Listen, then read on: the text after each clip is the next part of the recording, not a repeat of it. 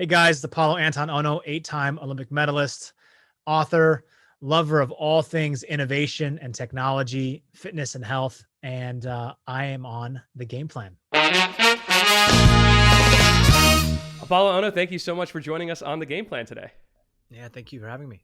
Absolutely. So, look, you've become the most decorated Winter Olympian in U.S. history, having competed in short track speed skating 2002, 2006, and 2010.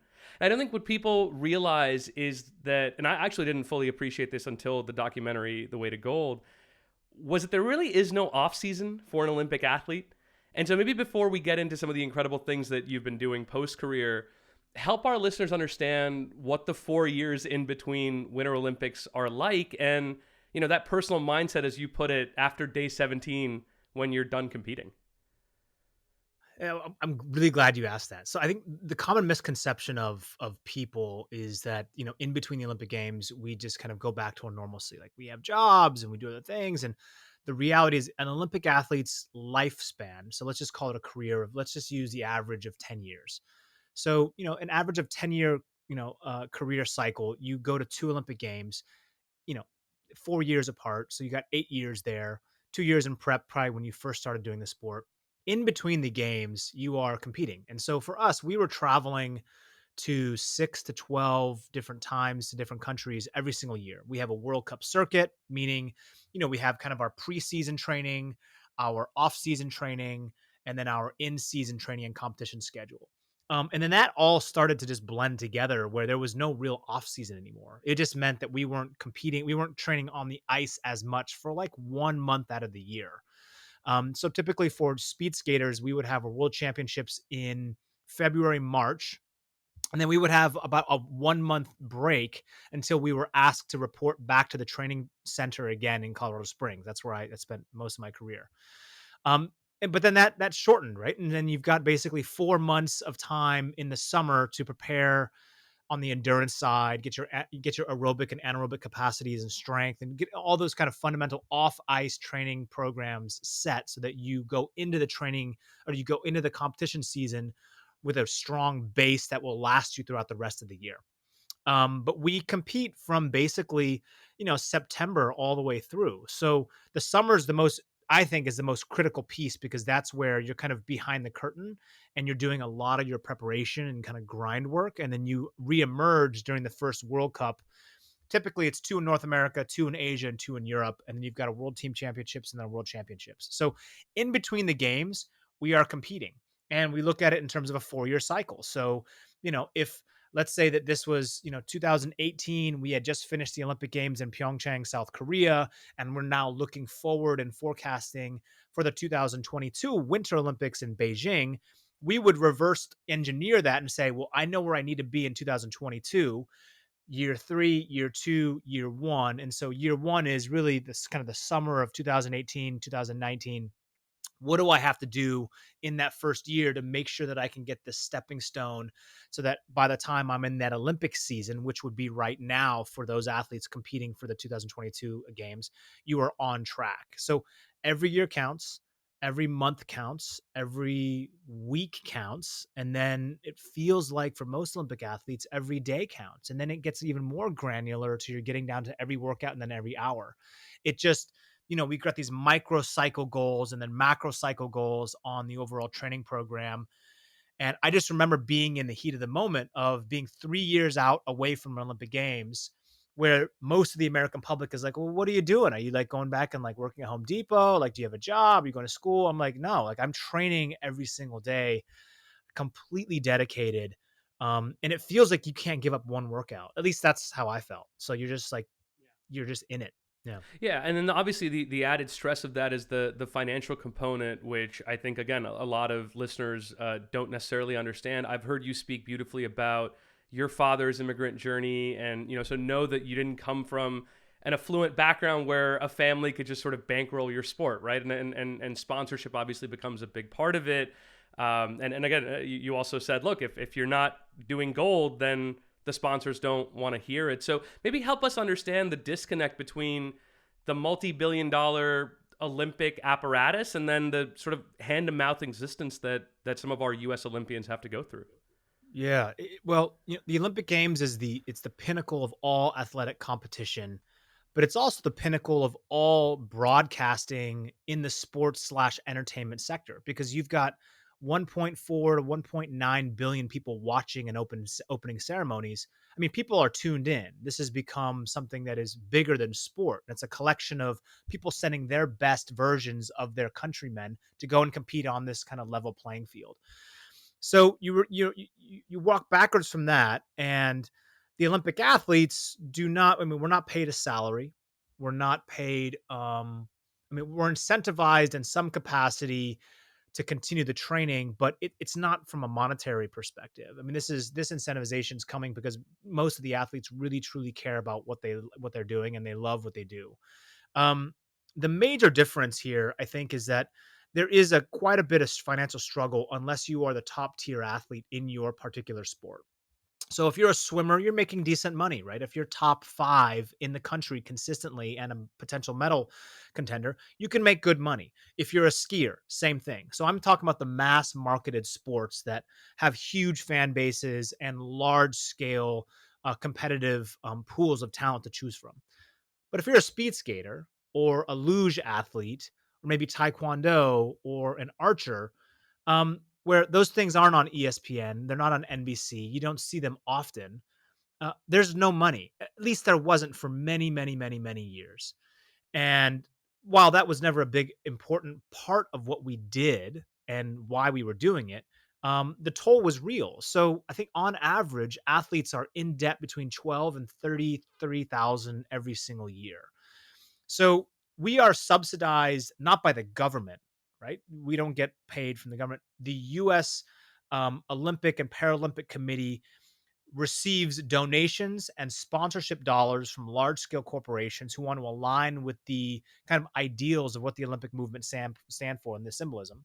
And then that trickles down into the national governing bodies, which then US Speed Skating, USA Track and Field, USA Weightlifting will then disperse those funds to pay for coaches, resources, ice time, some equipment, etc. So if you can make it to the national team, meaning you train in your centralized location, which allows you access to these resources, most of your training and access to the coaches and ice time is paid for, along with your travel if you make a team, etc. But it's not like athletes are flying business class to go to a competition. It's not like they've got the most and updated technology or nutritional advice. It's changed, I think, over the past 8 years. But I mean, I remember when I first started my career, Jay, like I was if we could save $112 per athlete going to a World Cup in St. Petersburg, we would fly to like 4 different destinations. It would take us like 3 days to get there. Like middle seat, like back of the plane, next to the lavatory. Like I mean, and that's just how it was, right? I mean, I didn't know any different. I was young, but there was no like thought about, well, I have to elevate my legs. I got to make sure I'm getting up every couple of hours. Like it was just like we don't have a lot of money to fund these athletes, and so we have to save where we could. And so we were just slicing shallots, so to speak, to feed the entire team. So it was an interesting time. But to kind of go back to your original question, like the financial toll is real, the stress is real, and it's more of, on average, I would say an athlete dedicates 8 to 12 years of their life towards this path of the Olympic realm. And so when you're done, you've kind of pushed aside any personal development, social skill, entrepreneurship ideas, other passions, interests, wants, and needs in lieu of this one sole focus and drive that you have, which is the Olympic movement. And it's a beautiful, I mean, that's the beautiful part of it at the same time.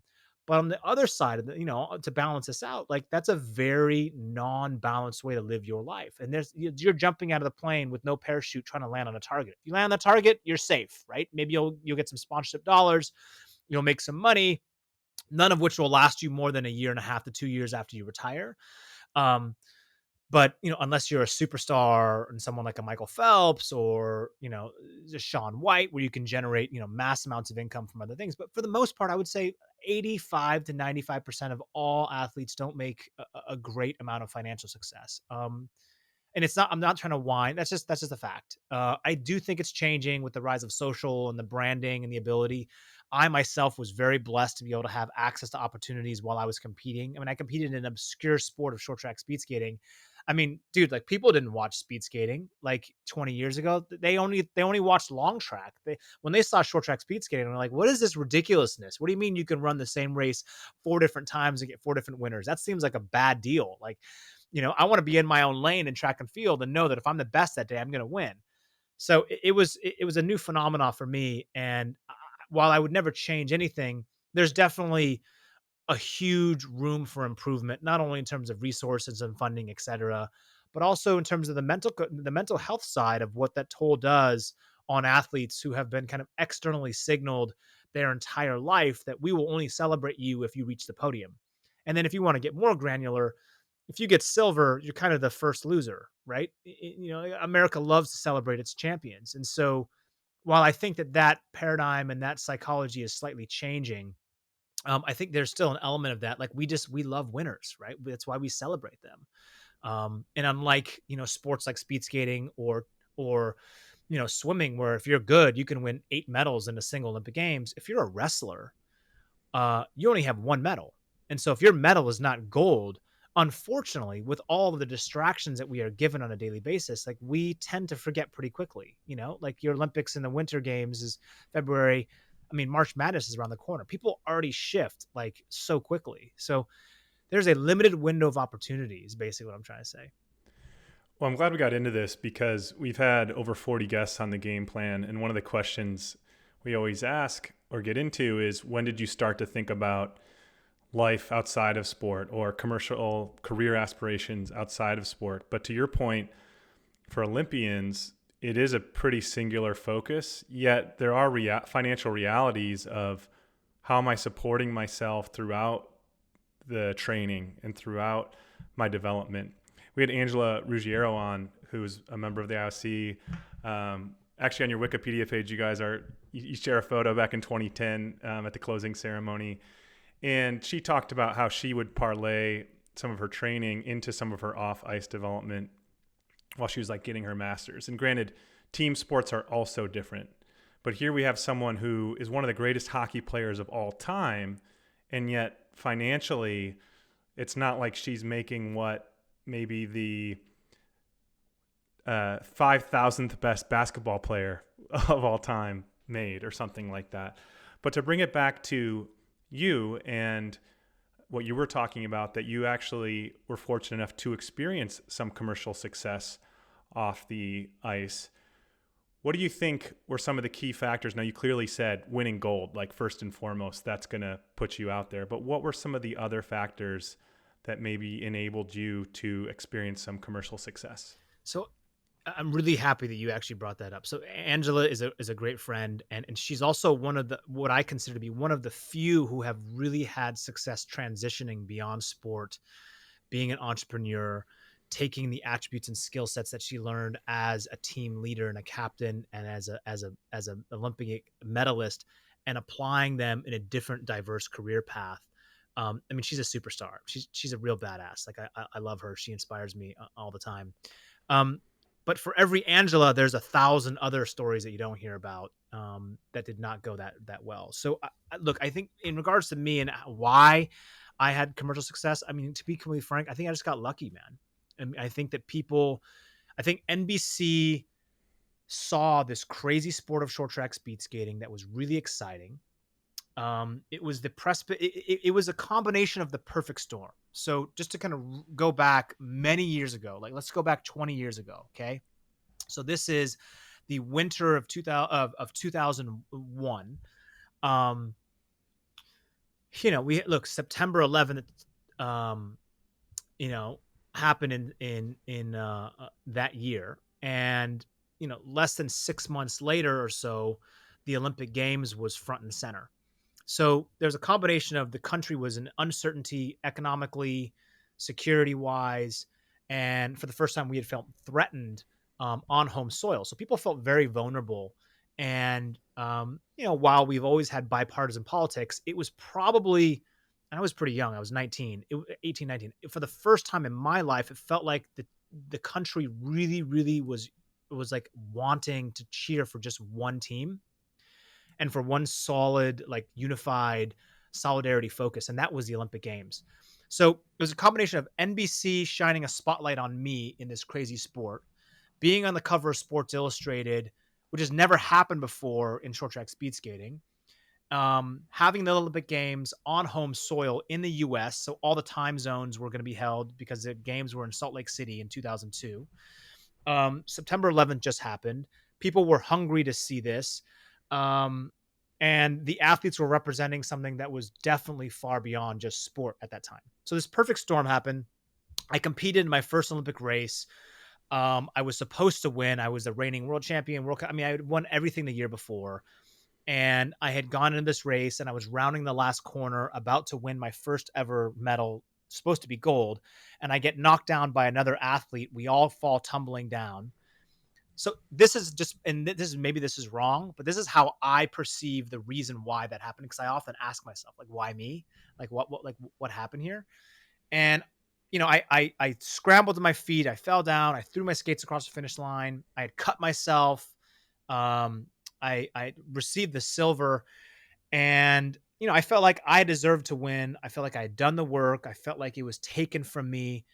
And then at a split of a second, through a series of events that had happened between me getting off the ice and going to the locker room, talking to my trainer, and then coming back out to get stitched by Eric Heiden, who was like one of my idols as a kid, and then going and accepting my medal, someone sticks a microphone in my face and says, Apollo, like, why, like, how does it feel to have lost the gold medal your first race? And I said, I didn't lose the gold, I won the silver. And I think that had something to do with all the other components that we as a country were going through, which people were tuned into. Like, we as Americans felt like, well, we're Americans, so we're the best, like, kind of like naively speaking, right? And kind of like very like egocentric and like, well, we're the center of innovation, we're the best, we have the best military, the most freedom. Like, that was the ideal set, like, in many different perspectives. And I think that when we were knocked down in September 11th, that felt threatened for the first time, and we felt cheated, and we felt like this wasn't fair, and this can't happen to us. And I think that happened to me during my, and I don't want to compare the two because they're totally different, but I think there was some semblance there of some similarity that people maybe had seen. And then I was just generally grateful to be able to compete and do my best and still be able to win a medal. And I think that was the start of, I think, corporate side and interest in my career and path, and the story with my father being an immigrant coming to this country, raised in a single parent household, having this like point and career shift in my life where I could have been a statistic and lost everything and gone a really negative path. But instead we were there competing with Team USA. So, man, it was a hard thing to understand at the time. Looking back at my career and analyzing it now, it seems like it makes more sense about why corporate America decided to commercialialize me and bring that to the forefront. And it was, I mean, I was lucky, man. It was like, there's a lot of people with amazing stories out there, many of which I think are way more amazing than mine. And there's not a day that goes by that I'm not grateful for those things. So, yeah. I mean, there's almost no way you could have premeditated a response like that, but that's a pretty powerful reframing of what success looks like. Yeah, I would attribute that to my dad. Growing up, I think having his kind of quasi mix of like his inherent Japanese philosophical view on life, which is like this really interesting like Zen mixed with like Stoicism, mixed with like this famous Greek philosopher and author Nikos Kazantzakis, who I, not by choice, but I grew up kind of hearing these ideals around like, do not ask whether you will win or lose. That is not your account. Rather, your account is to carry the struggle further. Like that constantly being embedded into my brain and saying like, stop focusing on the result, Apollo. Your entire focus is on your process and on your journey. At a really young age, my father and some other family friends had really started to implement that type of psychology into the way that I thought about short track speed skating. And for those who are not familiar, the reason why we think about that is because there is so much out of our control in that sport. You can you can prepare 10 years of your life for one race that lasts 40 seconds long, and you get to the Olympic Games and you don't win. So you have to find some other level of personal satisfaction and purpose, or else you're going to leave potentially very bitter and angry for the rest of your life. And so while I thought that I could win, there was no guarantee that I was going to win. So I had to find that. And so I think that idea set that I spoke about of winning silver and that being my favorite medal to date, even among more than the golds, I think that was a huge learning lesson for me and one that I carry with me today. And it really started with my father, right? My dad just basically saying, like, you can't control the outcomes. You can greatly alter the trajectory and the chance of grabbing success, but the full final version of that story hasn't been played out yet. And you don't get the final dot on the line. You get to write a lot of the story, and that's how I take it today, like in the way that I live my life today. I mean, I it's not like I live a life that is extravagant or without failures and challenges, but I just, man, I think that there's so many lessons we can learn from each other, and especially people who came to this country with absolutely nothing, and just harnessing the power of that, man. That stuff like gets me fired up. I really I get excited about it. Let's talk about that power. And I've heard you say a few things like focus on the journey, or when you were taking us through what a prep schedule for competition would look like, you were able to drill it all the way down to I need to have a successful hour, which over the course of 2 years or 4 years is just crazy to think about. But we hear that time and time again with all the athletes we've talked to, is just that consistency, that focus, that drive. How have you taken that viewpoint into your life now, especially when maybe the goal isn't as clear as it is in sport? So I think the one element of sport that really helps give us the feedback is the fact that we kind of know if we had a good hour. We can feel it. We see the results pretty quickly. And so it's almost like we're this addiction to this instantaneous feedback loop over and over again, where I try something, it works or it doesn't. And I know right away if it's working, or at least within that first week of whether I alter a technique or a change in diet, nutrition, sleep, recovery, whatever. Um, in business and in entrepreneurship, you may go a full year or two without really having and just paddling this boat. And then by the time you look up, you're like, shit, I am nowhere near land. And I thought I was going the right, am I going the right direction? So in sport, I think I think the luxury we have in the Olympic space is we're given these guardrails. That's how I describe it.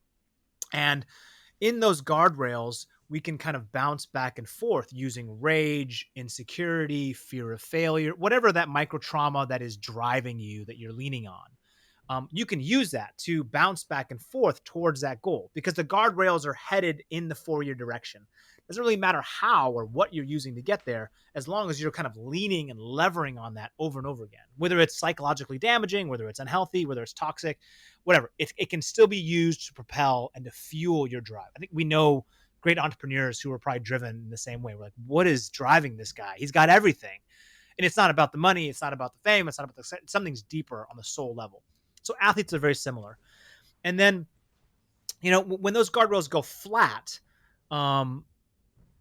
that's when it's very scary. You are back in the boat and you're looking around and you don't know where you are, how far from shore that you're going, and what the real steps are. And so what many athletes make the mistake of is failing to recognize that they've actually perfected the toolkit. They've perfected the tool set of finding out which direction to go in, and then getting and reverse engineering. How do I get the first win in before noon today? That's the first step, right? It's not about the 4-year journey again. You start to get much more granular. You say, okay, I know where I need to go. This is the end goal, whatever that goal is. But what do I need to do today, this week, this month, consistently? And I love that you said athletes that we talk to consistently talk about the granular nature, about trying to create small micro wins. So we understand now that on the subconscious level, we thrive upon progress, even if it's incremental in nature. So when we start to get a little bit better at something, it's addictive and we like it. And it gives us this sense of confidence, like, oh yeah, I'm actually getting better at that. It's only when you fail like repeatedly, time and time and time again, do you start to question, maybe this path is not for me. Maybe this is not the right trajectory. So I think the skill sets and the attributes that are fundamentally universal are the resiliency, are the adaptation, are the reinvention, are the times to be able to kind of sit and be calm in the face of fire with your back against the wall, and to kind of get up on a daily basis and to outwork, I think, your competition. And you guys are in the world of investing, so just because you're doing copious amounts of work does not mean you're going to have success. I mean, you need to work smart, not always work just hard, kind of running in a circle. um, but I do think that there's something there that is really powerful around the fundamental basis of consistently working hard and then achieving those small incremental gains that you can actually compound week over week, month over month. So at the end of the year, you have actually made the progress towards the direction that you're going in. And I think we're all guilty of wanting the fast fix. I mean, I am like anyone else. Like, we want the acceleration point because that's what society has been giving us and nurturing us to have, right? We want the fastest internet, the fastest Amazon delivery times. I want the answer from Google right away. My email isn't syncing properly with Outlook. So like, what Can't cancel the Uber if it's not going to be here in 4 minutes. It needs to be here in 2 minutes. like, I mean, that's and look, there's nothing wrong with that because we're all accelerating, right? So our levels of expectation are also increasing. But I think that we often fail to go back to the basic fundamentals. And it's only after we fail time and time again that we say, okay, let me wipe away the BS for a second here and get back to what I call get back to the basics. Like, my dad would always tell me at the end of every year, no matter whether I won or lost or I demolished the competition, we would always say, all right, I just finished up the world championships. I'm on the flight back. I journal on the flight home, that 12 or 15-hour flight home. I would recount, and then I would talk about, all right, it's back to the basics. It's time to start again fresh. And that's kind of like what we think about like January 1st as, right? We've got a year in reflection. What went well this year? What didn't go well? What were the original goals? Why didn't I hit them? What did I fail at doing? What did I do really good at? Who in my life gave me the most amount of happiness, pleasure, and joy? Who seemed to always just bring me down and give me pain? And how do I spend more time on this side versus this side? I mean, the kind of simplistic stuff that I think many of us do. And then we start to actually plan out the year. And so those are the things that I love to do. Like, like I've got like stuff all around my house, like little sticky notes and like planners that I did just like I was doing when I was 14 years old. Like, that stuff hasn't changed. I love tech, but I like to go through my handwritten schedule on like this big calendar, like stuff like that is it's intrinsically tied to who I am. And so again, like I take the attributes of all those things we talked about, right? I had this idea and this concept called the gold medal mindset, which is really like these 5 golden principles: gratitude, giving, grit, gearing up personal expectations, and then getting into action. Like, that is my 5-step process to every single thing that I do now. The thing that happens to be the most challenging is always the gratitude side. And I think because maybe the way that I'm hardwired of, if I have a small micro win, it's hard for me to celebrate that win and have gratitude towards it. Because I think from the 15 years in sport, I'm designed to, that win was yesterday, but today is a new day and I have to keep going. I have so much work to do. I think it depends on what you're fueled by, right? And I think we see this with athletes and we see this with entrepreneurs, where some are fueled by the goal that they're going after and others are fueled by that fear of failure. And so sometimes having to balance those two things where you say, is it enough? What is success really looks like? And if you don't predefine what success looks like, then you may be already there, but you don't know because you didn't have it planned out in your mind. Yeah, and I think that a lot of athletes will tell you, at least some of my friends and family who've been on the podium, that it was a little bit of a letdown. Like the 10 years and then standing on the podium and then getting that flash of like celebration, and then like 2 weeks later you're like, wow, that was it. Like, I guess I was expecting more. But then what were we expecting? Like, it was more than we thought it would be.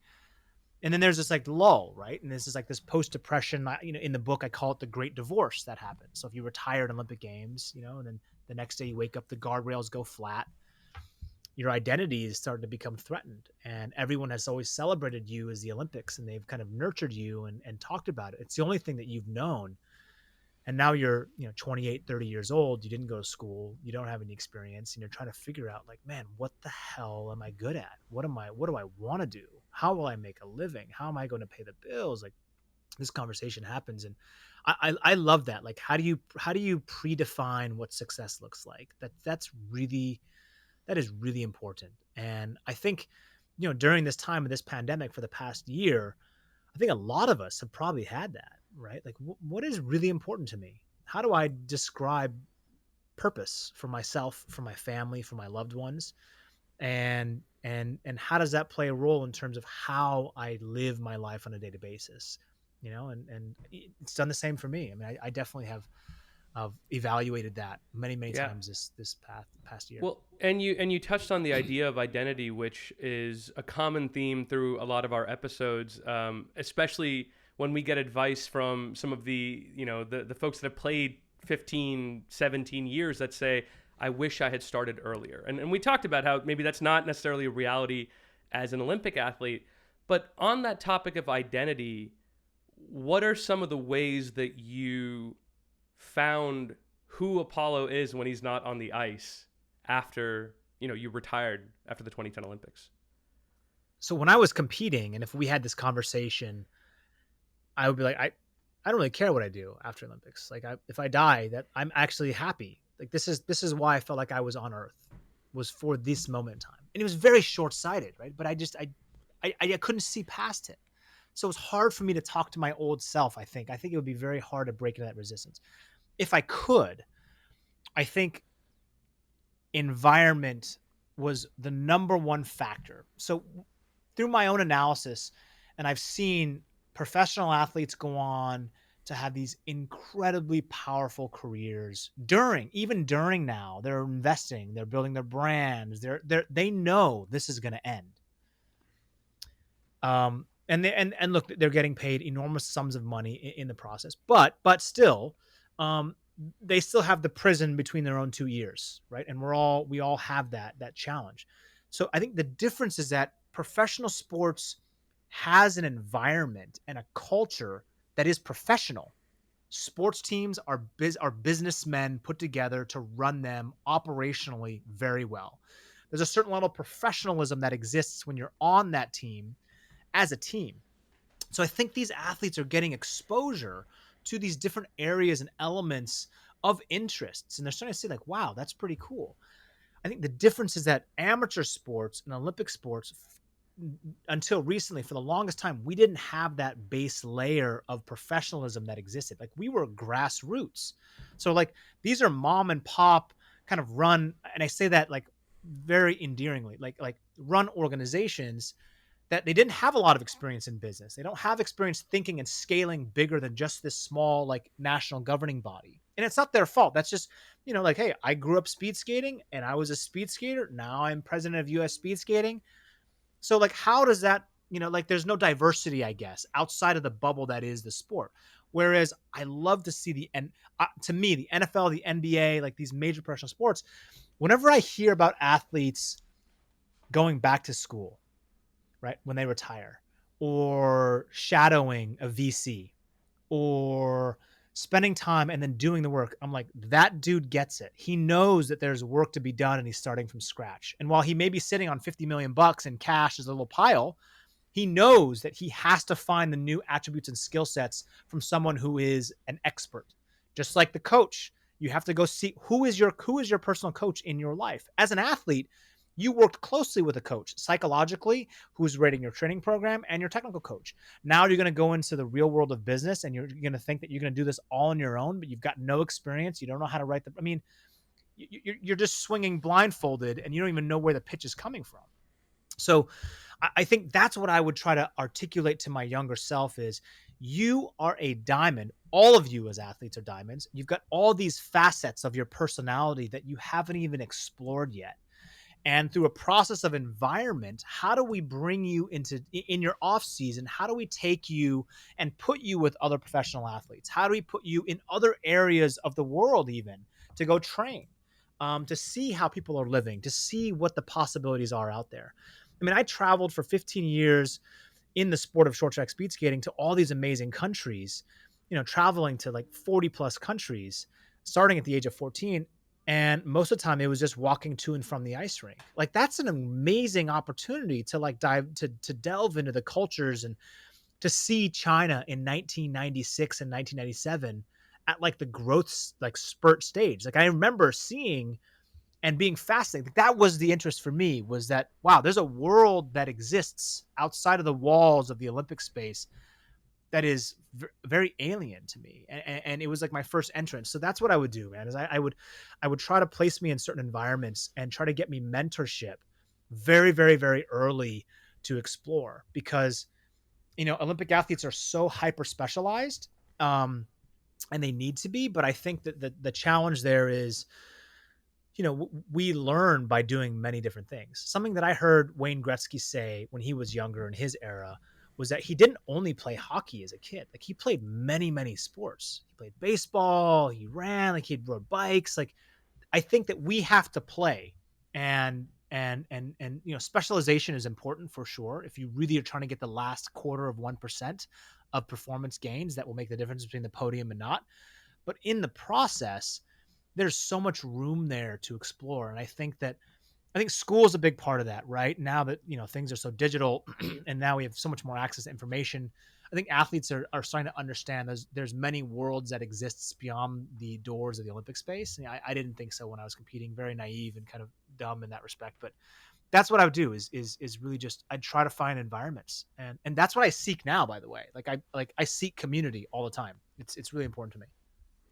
I think one of the traits you're hitting on as well is actually humility, which we've talked about with a few of our guests. For example, one former NFL athlete, Stuart Bradley, actually went and was an analyst at Goldman Sachs, where he was in the trenches, typing in spreadsheets, working with a bunch of 22-year-olds, and he had just played in the NFL for years.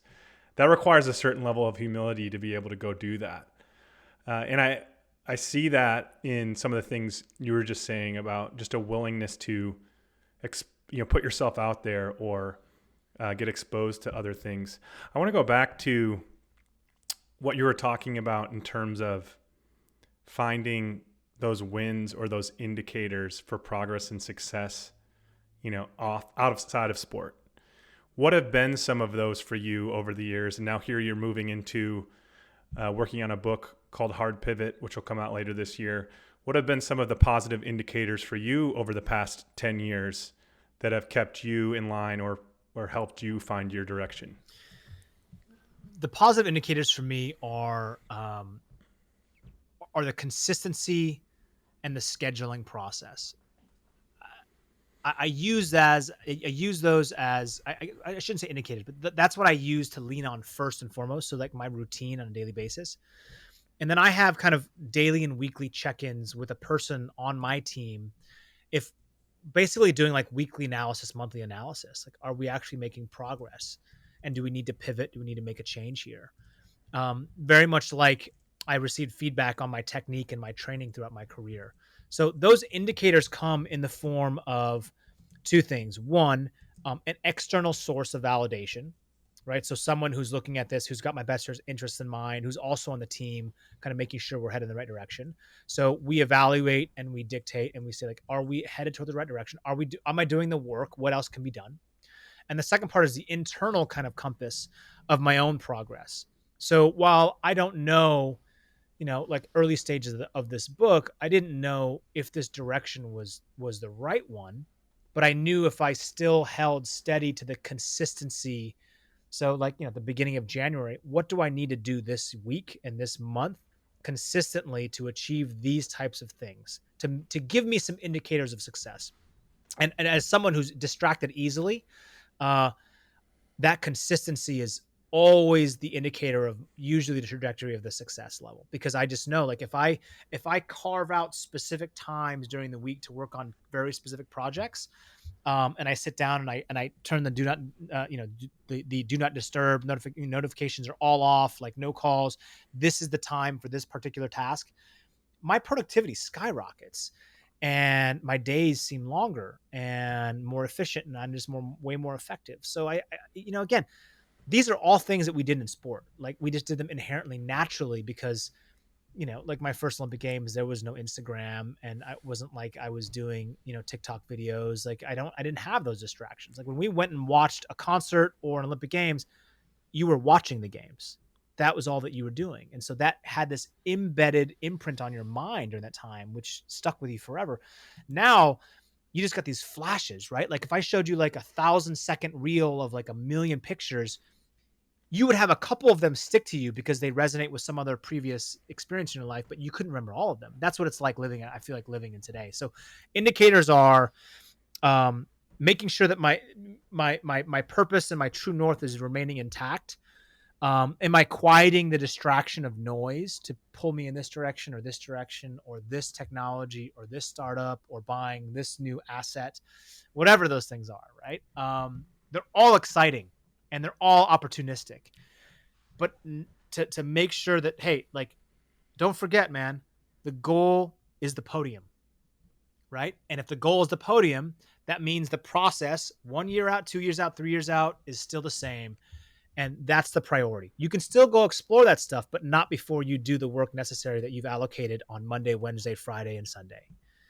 So hopefully that kind of makes sense. Yeah, I'm glad you mentioned the social media bit. I was going to ask you about it, but it's also all you knew. Like, it's not like you could have compared it to what it would have been like had social media been around then. That being said, for our younger listeners, they also need to understand what a big deal it was to be on the cover of Sports Illustrated. I mean, people literally go back to my parents' house and there's framed Sports Illustrateds, right? Yeah, And so it'd be like being at the top of everyone's Instagram feed, but it also being like locked on their phone for a week, basically. Like it's that equivalent. Yeah. I'm glad you. Sorry, no, go ahead. No, I was just gonna say it's definitely a different. We just live in a different era, right? The expectations are different. People know an influencer by first name and home more than they know like an A-list actor who used to be a superstar in his or her day. Like that person is no longer relevant to a potential Gen Z or even a millennial. They want to hear from someone that they feel is like real and somewhat within reach. It's just a fascinating time. And I do feel for the athletes going into Tokyo and to Beijing because the expectation that we have as marketers and such is that they are fully open and vulnerable and transparent through their Instagram. Like I want to see Simone Biles every single day. This should be like a Big Brother episode on Simone Biles' like Instagram page. Like that's our expectations now. I mean, I would have hated that in my day. Like I would have been like, this, I can't work. That would be like my mindset. Like, I don't know if I can do this. And now it's, kids do it. I feel so old, but like, I feel like the next generation is able to multitask really well on all these things. They've integrated as a part of their life. Like just, being on social is a part of their life. So it's a different era. Well, and it's the important flip side of what you were talking about, which is, now athletes have the platforms by which they can start to build these brands outside of their sport such that they're, set up for success when they retire. But the flip side of it is the burnout of having to constantly feed the monster, right? There's always new content to create. And now is your direction pulled away from, hey, what am I doing on the field or on the ice? Or am I more of an entertainer than I am an athlete? And I think you tend to find some athletes that struggle to maybe find a balance in that way. Yeah. And the reality is that you need it, right? This is your branding opportunity. This is your chance for commercialization and maybe even a career after you're done competing. So you can't just throw this away and lock away the key. Like it's an asset to you, but the ones who I believe will have the most amount of success in this new era of digitizing and social networks is the ones who can compartmentalize the time allocated to each particular element. Yeah. And to realize that it is an incredible asset, but when I'm on the ice or when I'm on the field, it's not with me because I need to be hyper focused in this hour or 45 minutes or during this set, and the ones who can turn it on and off like a light switch, like that's the gold, right? That's like, I'm in flow state. I'm present. I'm in the zone. Boom. I'm back. And now I'm communicating and engaging. Boom. I'm in the flow state. Like that is a superpower. And the ones who do that will have tremendous levels of success. Well, and that's one of the things I really respect about you is that over the last 10 years, you've tried so many different things, whether it's Dancing with the Stars, whether it's, writing multiple books, doing TV. And now hearing your philosophy, it actually makes a lot of sense because you sort of apply the same mindset to whatever the task is. I'm curious what's been maybe the most challenging or surprising of these different things that you've tried, whether it's dancing or Iron Man or whatever it is. What challenged you the most personally? So Dancing with the Stars, when I won that show, I guess it was surprising, but it still has a physical component. So I can get some feedback on a daily basis. Iron Man, I was a 40-second athlete who basically was a sprint athlete. Then I went on to go compete in something that's like 10 hours plus long. That was still physical element, right? I can still mindset there. The most challenging part is I still believe is entrepreneurship and business. Even evaluating and investing into companies, it's hard, right? It's not easy. I mean, a spray and pray model is not a good strategy, right? It's very likely you'll miss 50 of your shots before you get one. And so I think, again, the thing that I think is the most challenging to me is finding what you really want, remaining committed to that as if it's the only thing that matters, and then allowing time to compartmentalize other parts of your day to explore what I call, or what you call like the moonshots, right? Like you shouldn't disregard them. You should explore them, but what is the ratio of your pie in terms of your time? And I think the ones who are really good at that kind of, I think natively are able to just cut their slices of pie and say, this is what's most important. So the main thing is the main thing. This is where I spend most of my time, but I still allow exploration of these other areas. That was really, really, really hard for me as someone who deeply feels the FOMO in all sectors, right? And we live in an era where it's like the SPAC sector, whether it's the blockchain sector, whether it's like the new digital asset, whether you've got the ghost kitchens, like the cannabis space, like it's crazy. It's all across the map, right? And man, you will basically run in place for the rest of your life if you approach it that way. And I have, that's talking from experience of trying to be in the center of a spider web, but have my arms and legs spread out all across the world and pretending like I can juggle 8 different businesses and 8 different positions or directorships. And the reality is I just wasn't good at any of them because I couldn't spend enough time to be good at one thing. So I still believe that diversification is important in terms of, I'm talking mainly in terms of your psychological part, but you still got to have the one thing that you're willing to put the bulk majority of your time in, and maybe leave the 10% to 15% to allocate towards your other stuff that you really want to explore. Nothing wrong with that. Life is not an Olympic race, but there's a lot of similarities. And I think that, a part of that is making sure that you're doing what is necessary so that you're giving yourself the best possible chance of having success, while also not completely shutting out the world to where you've got complete blinders on. Because I also think that that's also a really challenging place to be too. Well, Apollo, that is a fantastic place for us to wrap up. You've been so gracious with your time with us today, and we want to thank you for opening up to us, exploring these concepts with us, and hopefully leaving our guests that are entrepreneurs and investors themselves with a lot to think about as they evaluate their own success. So thank you so much again for joining us on The Game Plan. Yeah, thank you guys. I really appreciate it. I know you have a lot of entrepreneurs and athletes and people who tune in. And just one last thing is, this next decade that we have in front of us is really, really, really important. Not only in terms of the decisions that you make, the risks that you take, the process and the path that you decide to go down. It's your time. I mean, you can shape the trajectory of your life, your friends and family with a simple set and series of decisions, which can greatly alter the direction of your life. And to know that no matter what the result is, you can always peel yourself up off of that ground. And that resilience is innately within you as a human being. So if you are someone who's had an amazing amount of success, you go to that step 1, and that's gratitude. Be present, enjoy it, relish in it. If you're someone who has just been failing time and time again, or you're just not where you want to be, it's time to reevaluate and start to have that radically transparent conversation with yourself in the mirror and say, am I really being or doing everything I can to be my best in all aspects of my life? And if not, that's fine. We've admitted that, and now we can get into putting some action plans into place to start to change that. So I love it when people win. I want to see people win. I want to see people thrive, and hopefully we can have another conversation in a year and check in. But good luck to everybody. We would absolutely love that. When the book is ready, we can't wait to read it. So Awesome. Thank you so much for joining us, Paul.